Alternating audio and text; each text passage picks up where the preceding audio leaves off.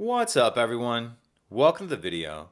Today we're going to take a look at how to replace the battery in this Nissan Rogue Smart Key remote fob. This Nissan Rogue key fob is going to use replacement battery CR2032, and I'll put a link in the description box of this video to where you can find these replacement batteries if you're in need. The other thing I'm going to be using to change this key fob battery is a flathead screwdriver.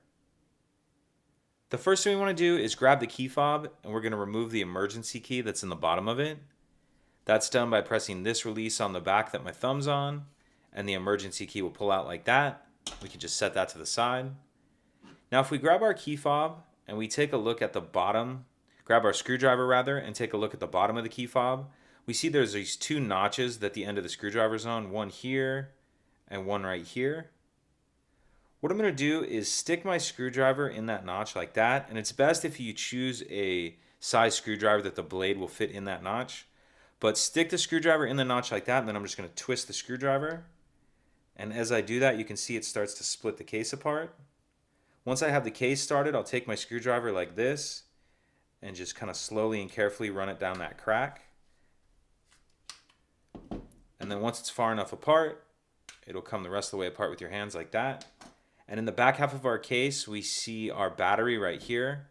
And this battery holder has a little cutout you can kind of see right here that will allow you to get your screwdriver in there and get under the edge of the battery. Pop that old battery out.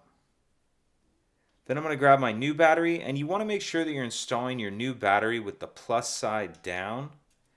And I'm going to kind of tuck this edge in first that's by the battery clip. You see that metal piece? So you'll kind of start that edge in like that and then snap it down into place.